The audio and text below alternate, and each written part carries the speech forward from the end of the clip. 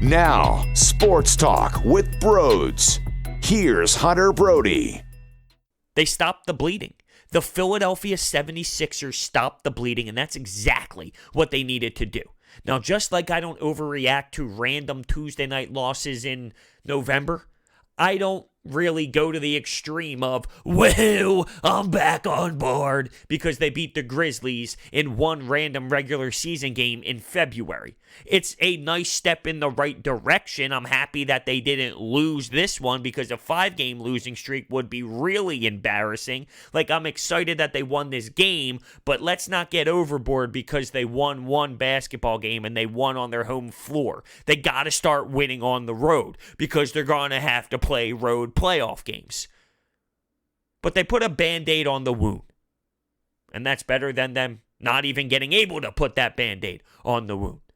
And I was at the arena. I was at the Wells Fargo Center, and I saw Furkan Korkmaz deliver 7 of 9 threes, 34 points. The place was going crazy, and I feel like as soon as I step in that building, I feel like Furkan Korkmaz gets a jolt in his body to let him know I am there. So when he's in warm-ups and when he's going on the court for the starting lineup and the presentation before the game, he knows he's going to dominate and go off because I'm there, because he wants to prove me wrong. And he absolutely had an amazing game. And he had a patch of games where he wasn't that effective. And I claim, listen, I'm not going to go after Furkan Korkmaz when Ben Simmons is sucking, when Joel Embiid is pathetic, when Al Horford can't knock down shots. They're the main reason why the team wasn't succeeding, not Furkan Korkmaz. But I did say, yeah, he's been a little quiet lately. And of course, as soon as I state that, he goes off. But I knew that was going to happen. I claimed every time I call someone out for being a little quiet recently, they do something like this. 34 points, on fire from 3. Him and Ben had this 2-man game going. Ben found him with some really nice cuts to the basket. He also had a big dunk as well. How about it for Furkan Korkmaz? Now, the phone line is tremendous, filled with a lot of Furkan Korkmaz lovers. And if you didn't know, you can call into the show at 856-442-9805, and we will get to the phone calls in the later half of the postgame show. Before we get into more, there's a couple things I need to tell you about. Not just my promo code BROADS at SeatGeek, and if you use that promo code, you get $20 off of your total purchase when going to a game, whether it's the NBA, college basketball, NHL, or a concert.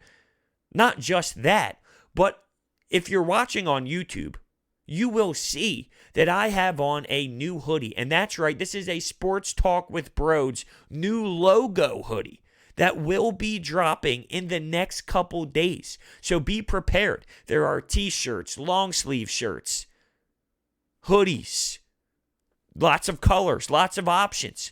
Be prepared because it's going to be released very, very soon. And I'll tell you what, these things are comfy as hell. So, all right, let's get into this game. Yes, Furkan Korkmaz was outstanding. He was the player of the game. You can't deny it. He was all over the place. He was confident with his shots. He was making it rain. He was making it splash. He was making it do anything. Put in a phrase there. He made it happen in this basketball game against the Grizzlies. There's something to be said about that Furkan Korkmaz games when he gets going. It was impressive. I respect it. I'm not going to sit here and hate it. This team needed to win a basketball game. I don't give a damn who was the reason why they won the basketball game. They needed it badly, so badly. So if Korkmaz is the guy to step up and do it, okay, I'm all for it. I was giving him the claps. I was hoping that someone would catch me on film and then somehow tweet it out. Hey, is that Broads? Is that Broads? And film me clapping. I was giving my claps. I was respecting him throughout the game. I wasn't booing him off the floor, but someone who was getting booed, not just one person, but two people. Brett Brown at the starting lineup was getting crushed, booed heavily by the fans, and Al Horford as well heard some boos throughout this game. The Sixers fans are booing Al Horford. Now, I don't think that is fair. I'll be honest with you. You're booing Al Horford? If you are that unsatisfied, if you are that disappointed with him, you boo upper management more than you boo him. Did you see the contract he got offered? Would you decline that? Absolutely not. And for him to be not producing as much as he is, that's really not on him because he's not really playing his position. That's not his role. So you are crucifying this man for being put in a position to not succeed. Like he's being put in a position to not be in his strength. You're getting on that guy? You're getting on the guy that got offered that type of contract? Come on. I can't believe it. Al Horford does not deserve the boos. I'm sorry. I think that's pathetic. You can boo the head coach all you want. He's been here long enough. He's been upsetting at times throughout this season. And for the people that hate Brett Brown, not to get too sidetracked, oh, I knew 3 years ago we should have fired him. That's not how this works. You can say that for majority of coaches because majority of coaches don't make the NBA title. You saying that about a coach, you have a high percentage of being right, saying that guy will never win a championship because normally they don't. Statistics show most coaches don't win. More coaches don't win than do win the NBA title. He lost the first round against Boston. He got outcoached. It was ugly. He came back the next season, won 7 games against Boston, was a quadruple bounce away from going to the Eastern Conference Finals. His trajectory was going up every season. Now this year, it's a different story, and that's why the conversation of him being fired is a legit one. But to say he should have never came back for this season and to say he should have been fired 3 years ago, that's not how this works. They had the right to bring him back, logically, for this season. Now it's not working out. That's a totally different conversation. But let's get on to this game more. The Sixers completely dominated the Memphis Grizzlies as a whole, and Ben Simmons put on a clinic defensively. He also was really solid offensively. He finished with 22 points. He had 10 assists. He had 3 steals. He had a block. He did turn the ball over 7 times, which is a lot. Absolutely it is. I don't like to see that number that high for Ben Simmons. He shot 4 of 5 from the free throw line. In the first half, when he ended up guarding Ja Morant. That's right, Ja Morant, the kid who has been making explosive moves, who have been making eyebrows raise and to make eyes go wide. He held him to a very respectable number. How about 1 of 6, 3 turnovers? So Ben put an imprint on the game. He put his fingerprints on the game. And no one could get going on Memphis. They couldn't get comfortable in their offensive sets. None of their players really got going. The one question going into the game was Valanciunas going up against Joel Embiid. And how did that work out? Well, I'll tell you. Joel Embiid couldn't stay on the floor. He did not return after the first half with neck stiffness. This dude is not available ever for this team. And I love Joel Embiid. Not recently because he's been pissing me off, but as a whole, yeah, I love Joel Embiid. I know what he can be. He hasn't been that, but I know what he can be. He has not been available for this team, though. One thing after the next. Now, maybe this is the team just holding him out because his hand wasn't ready. His hand was bothering him last game. You saw him grab it consistently. I'm surprised the TNT broadcast did not point that out enough.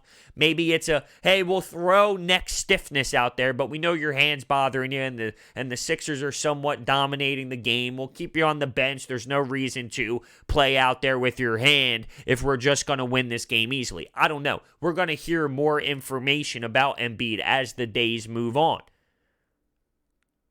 But it's annoying because you try and find rhythm with him on the floor. Then he leaves the game. Now you have Ben Simmons running the Ben Simmons type offense where it's fast-paced. You're moving up and down the floor. It's a totally different style of offense. And this team has no identity because one game Embiid's there. One game he's not there. Ben's playing this way. Then this person's playing this way because Joel's not here. And now Horford slides in and Tobias plays the 4. It's just so many different roles, and they're never able to consistently play as one and get an identity and get rhythm with their offense. Josh Richardson finally came back. He came off the bench. He only played 15 minutes.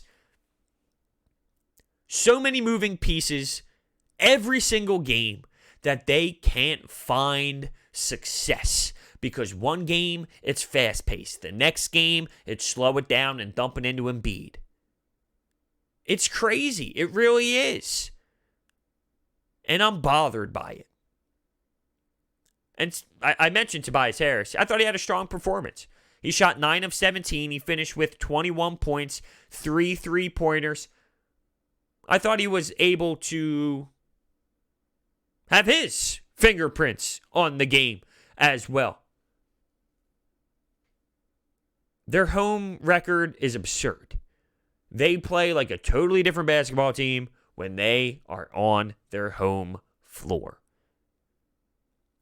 When I look at this game as a whole, I like the fact that they won and they showed some energy and they showed some passion, although it took a little bit. I thought that first quarter was ugly. I think they finished with 8 turnovers in that first quarter. They were sloppy.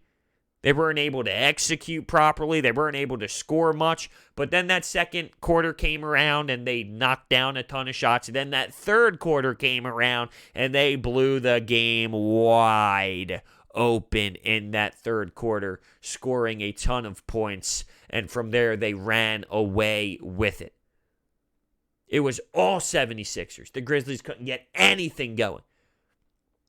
The Grizzlies, look, they're in a spot where they have a type of team, a young core that are trying to learn every game. They take positives out of losses. They take positives out of certain situations. They're in that mindset, and I think they have really good pieces. And moving on from Iguodala, maybe that helped the culture in the locker room just because they have that fire lit under them. And I can't believe Iguodala did that, really. For a respected professional to make a move like that, I don't understand it whatsoever, and it makes me look at Iggy a totally different way.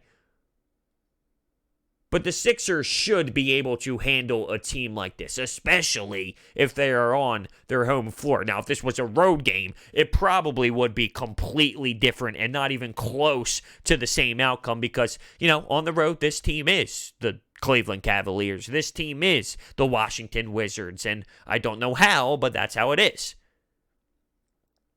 By the way, when it comes to the roster, Norvel Pelle signed, Jonah Bolden released. How about that? Jonah Bolden kick rocks. They like Norvel Pelle. Norvel Pelle is such a character. When the Sixers were... It was the second half. The Sixers were up, of course. When the Grizzlies were at the free throw line, and they already missed one free throw, so we all know if they miss 2 free throws in the same trip to the line, all the fans get a Frosty from Wendy's. He's sitting right outside the bench, pretty much not underneath the basket, but by the baseline. And he's being all goofy, being all funny. He's being displayed on the Jumbotron. His personality is hilarious, and he is a presence in that locker room that team really does love. And it's great. You need those energy players. There's something about Norvel Pelle and the way he plays the game, which relates to his personality, that I think goes far when it comes to a team as a whole. Now, is that the difference in winning a championship or not? Not with this team. You're going to need players to step up in that locker room other than Josh Richardson. But just to give him credit for making this team and forcing the Sixers to have to make a move like cutting another player to keep him, that's saying a lot. That's saying a lot about his work ethic and what he has brought to the table and what he has done with his limited role. He's made the most of his opportunities, and he's forcing the GM to keep him on the team. Absolutely. Credit to him. Put respect on that. Where this team goes moving forward, they got a couple games until the trade deadline. Those games are at home. I expect them to beat the Bulls on Sunday. And then from there, they host the Los Angeles Clippers. That is a toss-up to me. But once again, they're home. They got to find a way to win these basketball games before the All-Star break. One person I didn't mention, whom I thought was active, Matisse Thybulle. He had his hands in the mix. He did what he did. He got his hands in the cookie jar. He made some plays. Got to give him credit as well. All right, so let's get to the Anytime Hotline. The phone number is 856-442-9805. That is 856-442-9805. Let's get to our first caller. And I am sure that there will be a ton of Furkan Korkmaz love. Hey, bros. This is Omar, Digital Print House. And how about that Furkan Korkmaz? Hey, hey, hey. Hey, hey. Hey, hey. Furkan, hey. That is phenomenal. That is A-plus material. That's the kind of stuff I love. Hey, listen, I bash that guy all the time. Not so much as of recent times, but I've had my fair share of bashing moments when he drops 34 and people want to come on the hotline and give me something like that. I will embrace it. That is a beautiful call. And hey, listen, he had himself a basketball game. There's no denying it. He was drilling shots. He was a factor. He was red hot when I played 2K20 and I knocked down shots with Hunter Brody, the point guard of the Milwaukee Bucks. I'm red hot all the time. I'm making it splash. My guy's drilling everything. That was Furkan Korkmaz in this basketball game. Let's go to Jim. Hey, bros. This is Jim from Washington Township, New Jersey, and I gotta say, you know, a couple games ago we had the Raul Neto game, and tonight was the Furkan Korkmaz game. I've been a Korkmaz hater for probably about this whole entire season, and you know, if he can put up at least part of what he did tonight, you know, maybe score 15 to 20 points off the bench, I think he could be a very solid contributor for this team and a very big piece to, I mean, hopefully competing for a championship, but not at this rate on how we're playing. And, you know, funny enough, me and a couple of my buddies were actually having some very heated discussions about who's the better player, in Furkan or Matisse. And, you know, me knowing basketball, or at least I thought knowing basketball, was saying Matisse Thybulle for obvious reasons, but most of my friends are saying Korkmaz, and, you know, after this game, they're all rubbing it into my face and roasting me of picking Thybulle. But, I mean, I'm still going to think Thybulle's a better player for obvious reasons. I agree with you completely. Matisse Thybulle has more impact on the game than Furkan Korkmaz as a whole, and that's not to knock Furkan. Did Furkan grow his game this season? There's absolutely no denying that. He was never having 34-point games. He was never having 20-plus point games ever in his career. He has definitely grown into a way better three-point shooter than he ever was in his career.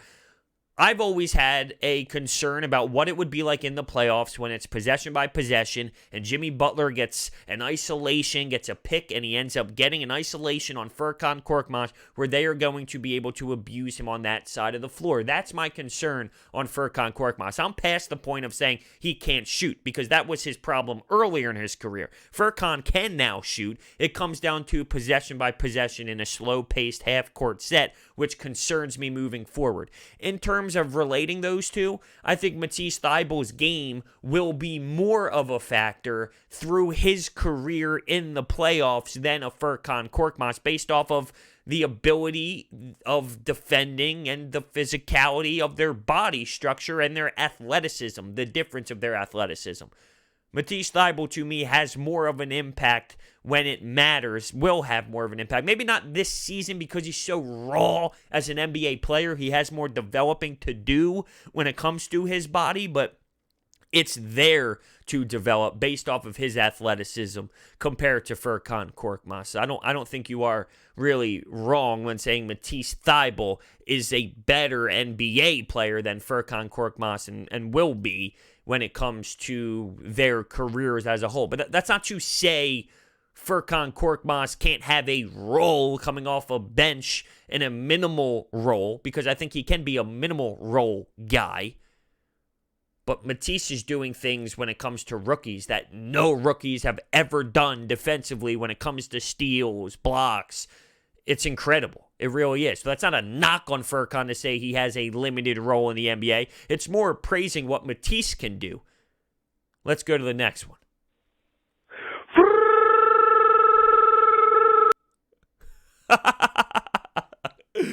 Unreal.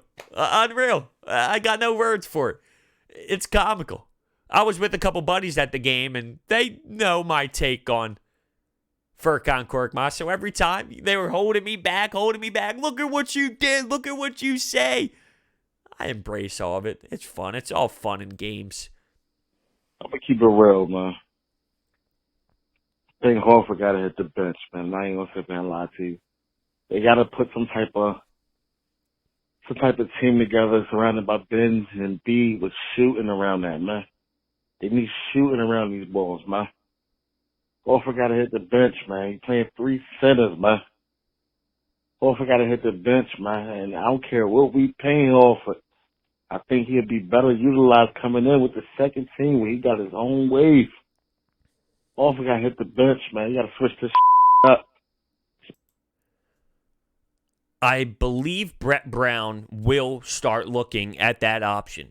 He said nothing's off the table. Pre-game, he was asked about Al Horford. Nothing is off the table. I agree with you that something needs to be mixed up. One thing that I have to credit Mike Gill of 97.3 ESPN, the program director, and we were talking at the studio today, and one thing he said, and I completely agree with it, is when you look at this offense and the plays that it's running, it is opening opportunities for the 4 position to get open 3 looks. That's why Al Horford is taking so many threes. The offense is creating that chance. The problem is Tobias Harris a better option at the 4 than Al Horford? Is that the problem? The option for that play to be executed is Al Horford when it should be a different type of 4? And I agree with that absolutely. The plays are being created, and they are opening up those shots. We are frustrated because Al Horford is the one taking those shots. Now, it's weird because I remember when we signed Al Horford, the talk was he was happy that he can play his position again. He was happy that he can go back to the 4 because he wasn't really playing the 5, and he was playing the 5, but he wasn't really embracing the 5 as much as he wanted to play the 4. I laugh back at that now. Really? Because all I see him now is a 5. So it's just crazy to date back and look at what he was saying when he first signed the contract here in Philadelphia. Take your time getting home, bros. I don't give a they beat the Memphis Grizzlies. It won't matter until I see them beat somebody like the Clippers. Then I'm back on them. Right now, no, they ain't got me. They ain't got me at all. They still like a 30 for 30 on the way. They need to beat the Clippers. Then I'm back on. I've been saying it. I'm not going to get so happy and so crazy because they beat the Memphis Grizzlies. Absolutely not. Beating the Clippers would be great. And you can't knock them that it's a home game. They only can play the game that's on their schedule. But even if they do beat the Clippers, don't you think we're going to have the conversation of win a damn game on the road? Who cares if you beat the Clippers? Now it's about finding ways to win a road game because it's so embarrassing away from here. Don't we know that they can beat teams at home? Now, don't get me wrong. I'm not saying, well, then you can just lose. Who cares about that game on Tuesday? No, that's a regular season game that holds more value than others, no matter if it's home or not. But I think now we feel like, okay, you've proved to us that you can win at the Wells Fargo Center if it's against the Lakers, the Celtics, the Heat, the Raptors. Now it's about proving that you can show up against a team away from this building.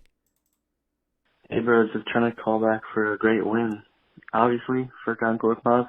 I can say that he's definitely improved since last year, but, and like, if he can do this more consistently, not obviously 30 points a night, but shoot like this, pick up on the opportunities he gets, he could possibly fill in or try to fill in the JJ Redick spot. I just want to say, the team looked like they were having fun. Narvel Pell got some minutes, Dyer Smith got some minutes, even Shayok. Good team win. It was a good team win. I don't want to get too carried away, though. JJ Redick is a pure, dominant three-point shooter. You mentioned the inconsistency of Furkan Korkmaz. That is a reason why he's not as good as he is. He doesn't do this every single night. He has been quiet for a decent amount of time. He put this together, and maybe he puts 2 or 3 games together, and then he will probably go quiet again. He doesn't do this consistently, but he's never done this before in his career, so it is the step in the right direction. You don't just go from to dominant like this, right? I understand that there's a process in learning the game and learning himself and getting confident, and he's doing that. But you can't count on Furkan like you could count on JJ Redick when it comes to those dribble handoffs and things like that. And the way JJ Redick would run around the court at all times, working the other guard, Furkan doesn't have that type of stamina, and many people don't. But he doesn't have that type of stamina that JJ did, and I think JJ had better ball security and things of that nature. But the inconsistency of Furkan Korkmaz is a problem with him. He isn't always lights out. He goes through stretches of hideous basketball. Not tonight, though. Absolutely not tonight. Yo, what up, bros? I'm a big fan. Yo, I just watched this Sixers game. This is a different Sixers team. I am telling you. Something clicked on that plane ride back from Milwaukee. You know, I know Embiid with that next stiffness might be out for the next game, but who cares? We came out with that energy. Furkan Korkmaz is going off. I love this team. You know, if we can keep on playing like this for the rest of the year, I don't know who's going to stop us. And I think that we can go far in the playoffs. And if we play like this, we win the NBA title. But we still got a lot more growth to do and climb up in the standings. But this is a preview of what it could be like in the playoffs. So I don't know if we can make a deep run, but this is what I want to see more often, and every game from now on, just every game. So I don't know. I just want to hear your thoughts, and I know you're at this game, so I want to hear how it was. Well, it was a great game. I don't know how you got that excited about it, though. That's the riding game by game type of caller. They win one game, it looks great. Oh, I'm back on. We can win a title. And then they lose one game and it looks bad. This team is the worst. You can't do that in an 82-game season, and I feel like, with all due respect, that's what that was. I couldn't believe it when I was listening to that. All right, Broats. All right. You'll be okay. I'm a little stunned. I'm a little shocked right now. I didn't expect that. I didn't expect that from anyone, to be optimistic after that game, based off of what they've put together on the floor over the last 4. Hey, what's up, bros? It's Brian from Westchester. I'm watching the game, and I'm just not very excited. I mean, I'm happy we're winning, and, we're going to win the game, but it's against the Grizzlies, and we're at home once again. We can only win at home for some reason, and sorry if I'm not happy after losing 4 in a row. But anyway, I keep seeing people talk about Embiid and how we play so much better without him. which very well be true. I mean, just watch. I mean, he's so injury prone. He's so talented, but he's been injured ever since he came in the league. He's about to be 26. His window is probably till 30. So I mean, I wouldn't be upset if they traded him in the offseason. I'm just being honest with you. If we could get somebody like C.J. McCollum, Simmons, and a first-round pick for Embiid, I'm not mad about that. That's just my opinion, though. Have a good one. Thank you so much for the call.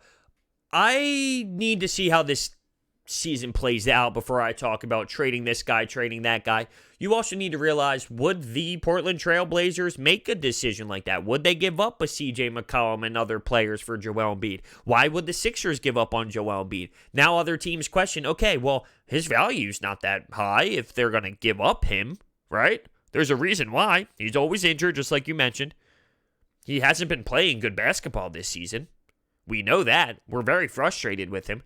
So other teams are going to look at that and not value him very high. And if you're not going to get anything reasonable back, well, then there's no reason to ship him out of town anyway.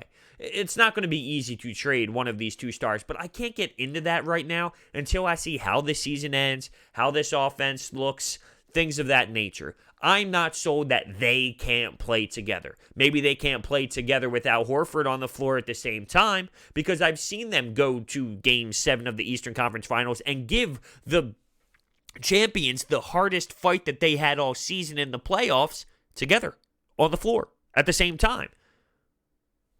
So I just can't get into that conversation yet. Hey, bros. Just wrapping up watching this game tonight. It's finally good to watch them beat up on a team. Sadly, it was the Memphis Grizzlies, but we'll take it. I think Al Horford needs to come off the bench. I think Tobias plays 10 times better coming off the 4 spot, and simply, I feel like the team runs a lot smoother when Al Horford is playing the 5. I don't think he's not coming to his full potential at the 4, so Brett Brown must make an adjustment, hopefully soon, but it'll probably happen after the All-Star break. Peace out, bros.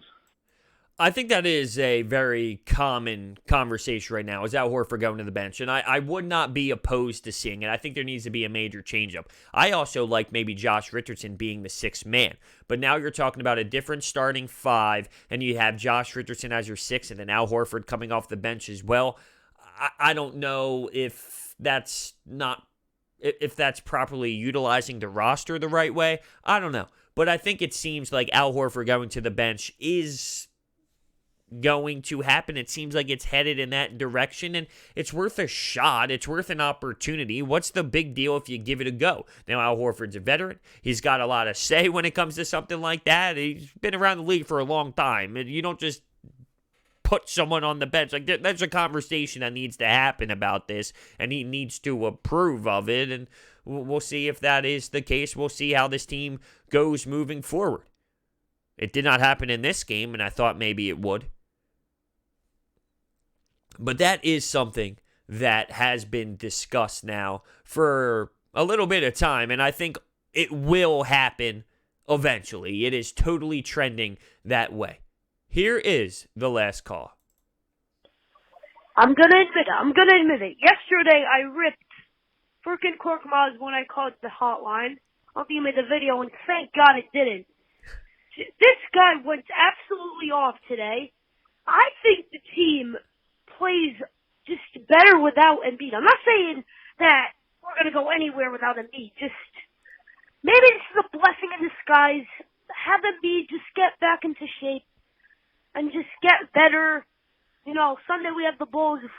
We better win that game. And then we have the Clippers, I think. Maybe Embiid will be back. We don't know yet. But great game by Korkmaz and great game by Simmons. Tobias had a good game. Al Horford had a pretty good game, unlike yesterday. Great bounce back win against a pretty good Memphis Grizzlies team. Absolutely. The Joel Embiid thing, though, the one thing you said that doesn't make much sense is get him right, get him in shape. Well, the only way that dude's ever going to get in shape is to play. And to be honest with you, it's not even like when he does that, he gets in shape. But other than that, yeah, you nailed it. I thought the team played a strong game. It was a good team win. It was a good game by Furkan, Simmons, Tobias. Al Horford came alive later in the game. He had a goose egg for quite some time. But all around, it was a really solid team victory. And they move on to the next one, and we'll see how they will compete. With that being said, thank you so much for listening to this post-game show. Hit that thumbs up button and subscribe, and I will see you next time.